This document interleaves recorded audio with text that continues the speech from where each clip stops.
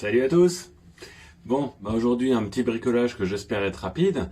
La cabane à mésanges de chez la belle-mère est un peu morte. Et comme ça va être la saison où ils recherchent des petites cabanes pour faire leur nid et faire leurs petits œufs, et ben je vais lui en refaire une assez rapidement, très basique. Et on va utiliser ce morceau de panneau là. Allez, c'est parti. Alors du coup avec mon panneau qui fait 60 de large, j'ai coupé une bande de 45. Et du coup, j'ai galéré un peu, mais j'ai coupé toutes mes pièces. Et pour info, voilà ce qui me reste comme chute. Donc, petits morceaux qui servent à rien. Et puis, un morceau qui peut être réutilisable pour autre chose, même s'il y a un gros nœud au milieu.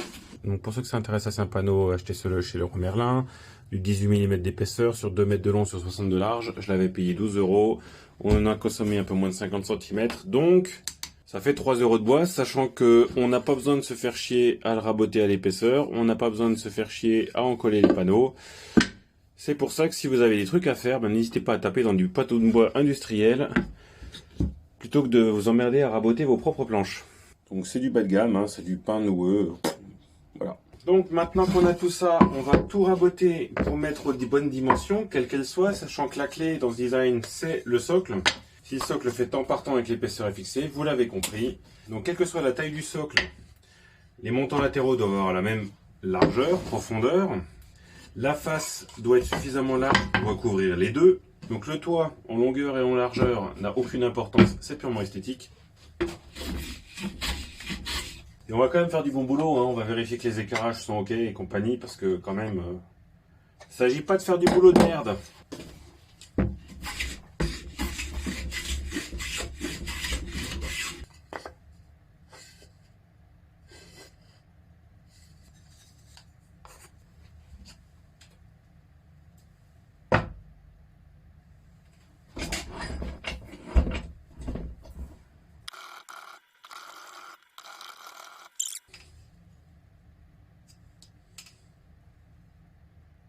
Donc maintenant, on va faire une finition propre sur le dessous. Ah, planche à recaler. Moi, j'aime bien la planche à recaler. Ok, alors le socle, il est fait. Donc le socle, il est référencé là, là et là.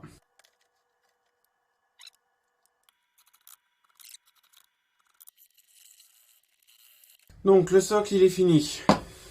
Les montants latéraux en largeur, ils sont finis. Il faut que la largeur de ça, ce soit la largeur du montant plus la largeur de la base plus la largeur de l'autre montant. Bien sûr, j'ai laissé de la marge. Comme ça, on rabotera.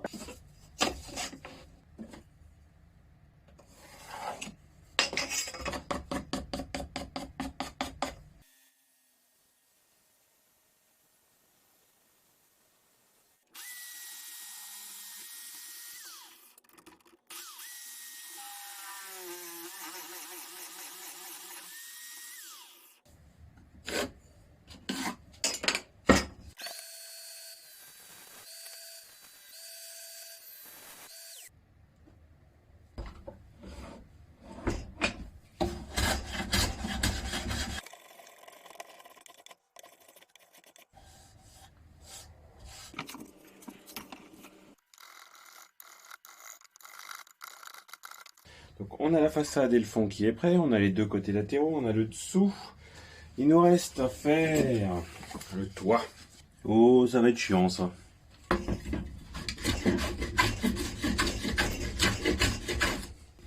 Alors je commence à lire le fil du bois correctement et du coup c'est bien plus agréable et on obtient des super résultats. Ah, là j'ai été trop long. Ensuite il faut juste s'arranger pour faire passer le rabot là où il est censé passer, sur la surface qui t'intéresse.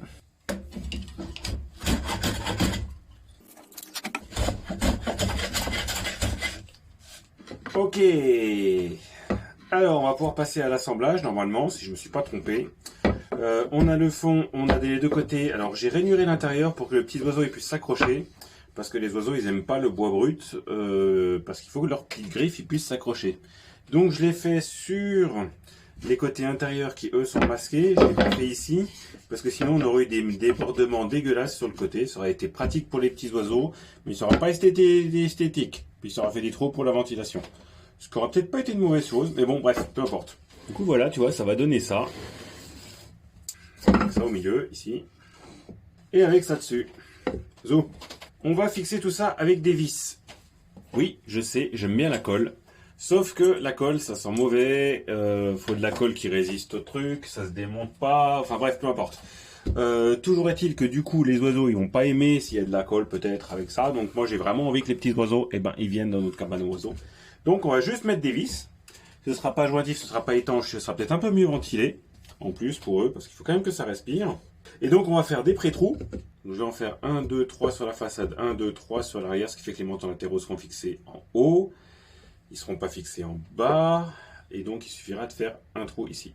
Et pour fixer tout ça, on prend des vis qui font un petit peu moins de l'épaisseur. Ok, sachant qu'on va enfouir la tête de la vis avec un chanfrein.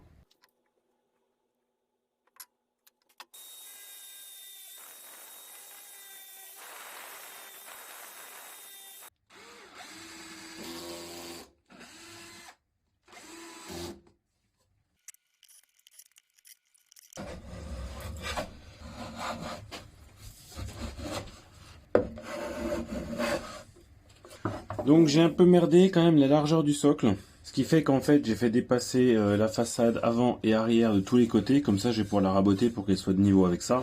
Du coup le toit il va pas être parfaitement jointif, mais bon, il y a 1,5 mm, au pire ça fera de la ventile pour les petits oiseaux. Hein.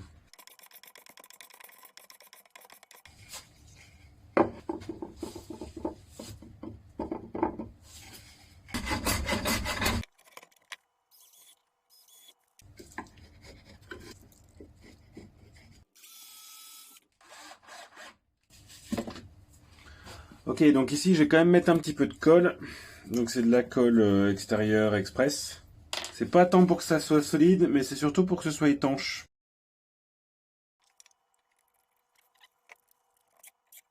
Et sur l'arrière, j'ai rajouté quelques vis dont les têtes sont enfouies. Donc ça c'est l'extérieur derrière, ça c'est l'intérieur derrière.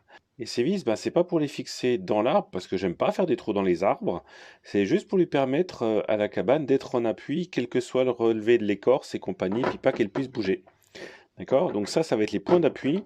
Et derrière, on va faire un système de fixation avec une corde qui passera là et qui permettra de tirer en fait la cabane oiseau contre l'arbre. Et ce sera ces petits pieds qui les maintiendront en place.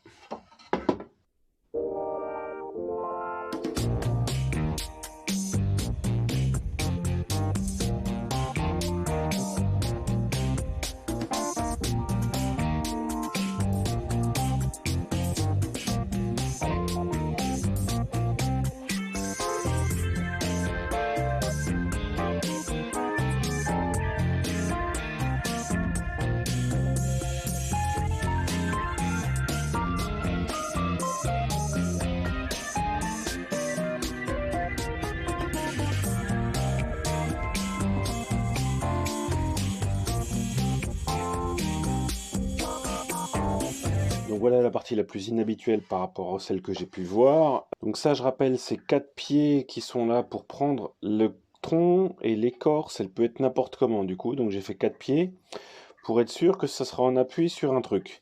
Et plutôt que de visser dans les arbres, parce que j'aime pas faire du mal aux arbres, eh ben, je vais faire passer soit du fil de fer, soit une corde dans les deux trous ici, et faire un cerclage autour du tronc.